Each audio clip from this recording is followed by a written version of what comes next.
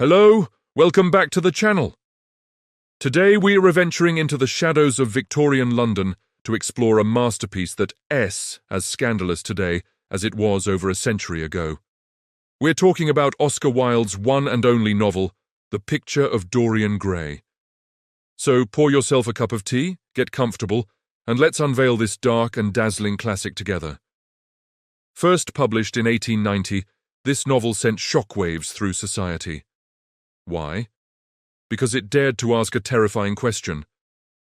What if you could remain young and beautiful forever, while a portrait hidden away in your attic aged and withered with every sin you committed? This is the Faustian bargain at the heart of our story, a deal made not with the devil, but with a wish whispered in a sunlit artist's studio.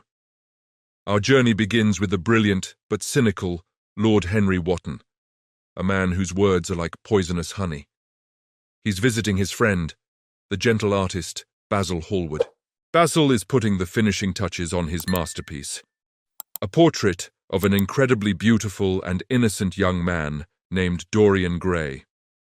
Basil confesses that he has poured too much of himself into the painting, capturing not just Dorian's likeness, but his own adoration for him.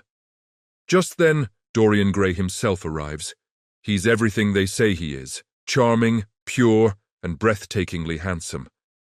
But then, he falls under the influence of Lord Henry, who preaches a new kind of hedonism.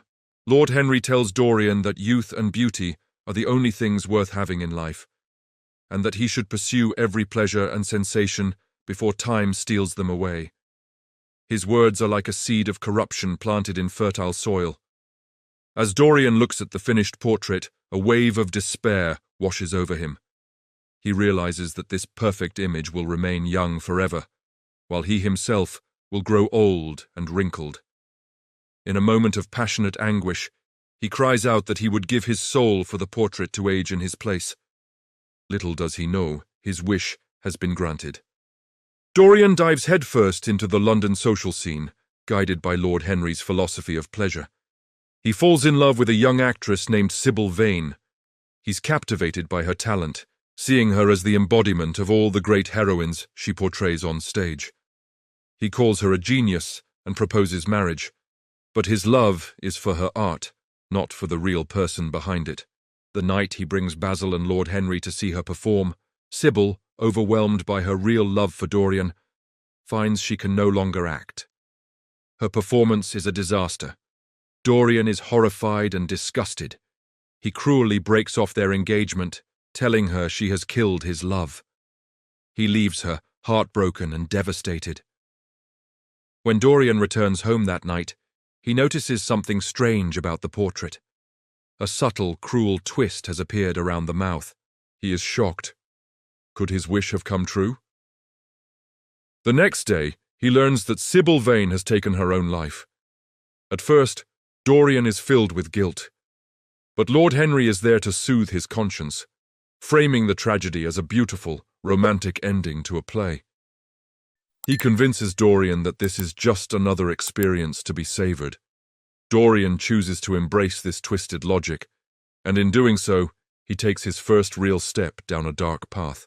He decides to hide the portrait away, to use it as a guide for his soul while he lives a life free of consequences. Years pass. On the surface, Dorian Gray remains a figure of eternal youth and charm.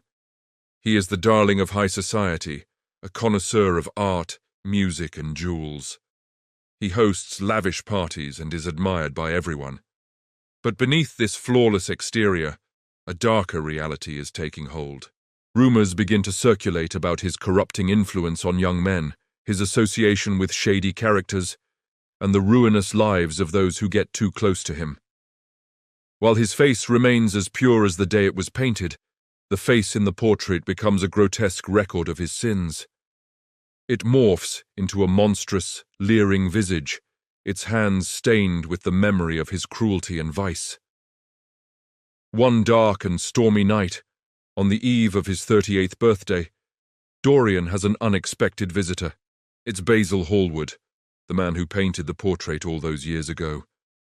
Basil confronts Dorian about the terrible rumors surrounding his name.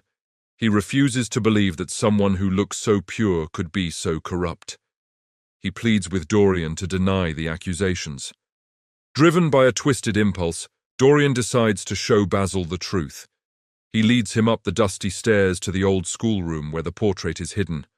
With a dramatic flourish, he rips the cloth from the canvas. Basil stares in horror. He sees the vile, aging face and recognizes his own brushwork. It's a perversion of his masterpiece. He begs Dorian to repent, to pray for forgiveness. But it's too late for that. A surge of uncontrollable hatred fills Dorian. He blames Basil for creating the painting, for starting his downfall. In a fit of rage, he grabs a knife and murders the artist who once adored him. Now Dorian has crossed a line from which there is no return. The portrait's hands now drip with freshly painted red. The murder weighs heavily on him, but his main concern is getting rid of the evidence. He blackmails an old acquaintance, a chemist named Alan Campbell, forcing him to use his scientific knowledge to dispose of Basil's body. The act is successful, but it pushes Alan Campbell to his own tragic end. Dorian tries to escape his guilt by losing himself in the city's darkest corners. But his past is never far behind. One night, he is accosted by a sailor, James Vane, Sibyl Vane's brother. James has been hunting for the man his sister called Prince Charming for nearly 2 decades, vowing to avenge her death. He is about to kill Dorian when Dorian, with quick thinking, points to his own youthful face. He asks James how he could possibly be the man from 18 years ago. Convinced by Dorian's unchanging appearance, James lets him go. But later, James learns the truth. Dorian Gray has not aged a day in 2 decades. The hunt is back on. James stalks Dorian to his country estate, a terrifying, shadowy figure seeking justice. Dorian becomes consumed by fear, seeing James's face everywhere.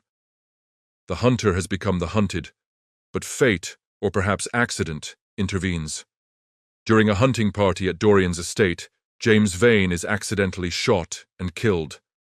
Dorian is safe, but he is not relieved. He is shattered. He realizes that even when he tries to do good, his very existence seems to bring death and destruction to others. He looks at the portrait again. It is more hideous than ever. The hypocrisy of his recent good deeds has only added a look of cunning to its face. He finally understands the true horror of his life. The portrait is not just a record of his sins, it is his soul. It's a mirror reflecting the monster he has become. In a final, desperate act, he decides he must destroy it, believing that by destroying the evidence, he can destroy the past and be free. He picks up the same knife he used to kill Basil Hallward and plunges it into the painting. There's a terrible cry and a crash. The servants hear it and rush upstairs. When they break down the door, they find the magnificent portrait of their master, restored to its original splendor, showing Dorian Gray in all his youthful beauty. And on the floor, with a knife in his heart, lies a withered, wrinkled, and loathsome man. It is only by the rings on his fingers that they can identify him. In the end, Dorian Gray doesn't destroy the painting, he destroys himself. His attempt to kill his conscience is, in fact, an act of suicide.